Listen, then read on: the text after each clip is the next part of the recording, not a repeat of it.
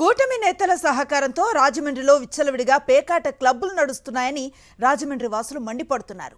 Quarry centre, Kothapeta, అన్నపూర్ణపేట ప్రాంతాల్లో విచ్చలవిడిగా పేకాట స్థావరాలు కొనసాగుతున్నా పోలీసులు పట్టించుకునే పరిస్థితి లేదని ఫైర్ అవుతున్నారు.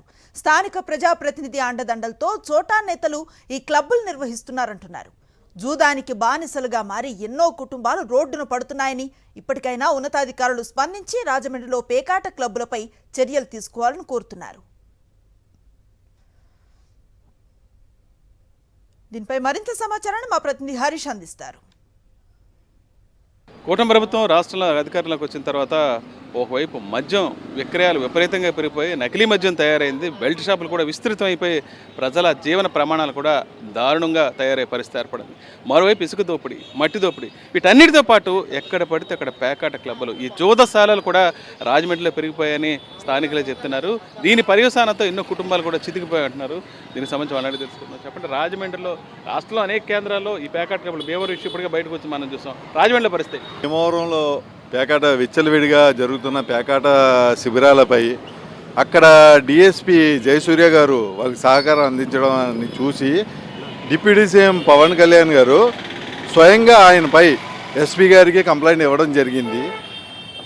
అతనిపై చర్య తీసుకోకపోవడం కాక మన డిప్యూటీ స్పీకర్ అయిన రఘురామకృష్ణరాజు గారు నిన్న ఆయన వెనక్కి వేసుకొచ్చి డిఎస్పీ గారిని, ఆయన చాలా నిజాయితీపరుడు, చాలా బాగా అడ్మినిస్ట్రేషన్ చేస్తాడని చెప్పేసి ఆయన వెనక వేసి రావడం వెనకట్ల అంతర్యం ఏంటో మాకు అర్థం కావట్లేదు. మహేంద్రవరం అనేది రాజులు అప్పుడు పరిపాలించినప్పుడు మంచి పేరు ఉండేదండి రాజమండ్రి. ఈ రోజు మరి కూటమి ప్రభుత్వం వచ్చిన తర్వాత మన వివి ఎమ్మెల్యే గారు అంటున్నారు. ఇప్పుడు ఎవరో పెద్దలు ఆదిరెడ్డి వాసు గారిని మరి వివి ఎమ్మెల్యే అంటున్నారు. అంటే వివిఎంలో ట్యాంపరింగ్ చేసి ఎమ్మెల్యే గారిని మరి ప్రజలందరూ కూడా అందరూ చాలామంది అదే అంటారు. నోటది ప్రతి వార్డుకి వెళ్ళినా ప్రతి దగ్గరికి వెళ్ళినా సరే అది వివిఎం గారు అంటున్నారు. ఈరోజు మరి ఆయన ఆధ్వర్యంలో మరి ఈరోజు పేకాట క్లబ్బులు ఏంటండి అనకూడదు, కానీ మనం అనకూడదు. ఇంకా అన్ని సప్లైలు అన్నీ కూడా A to Z అంతా కూడా రాజమహేంద్రం అంతా కూడా తయారైపోయింది. కేవలం భీమవరం మాత్రమే కాదు, రాజమండ్రిలో కూడా పేకాట క్లబ్బులు విచ్చలవిడిగా కూటమి నేతల ఆధ్వర్యంలోనే కొనసాగుతున్నాయి. దానికి తగ్గ పర్సంటేజ్ కూడా వాళ్ళకి ఎప్పటికప్పుడు సరఫరా చేయడంతో ఈ కార్యక్రమం యథావిధిగా కొనసాగుతుందని చెప్తున్నారు.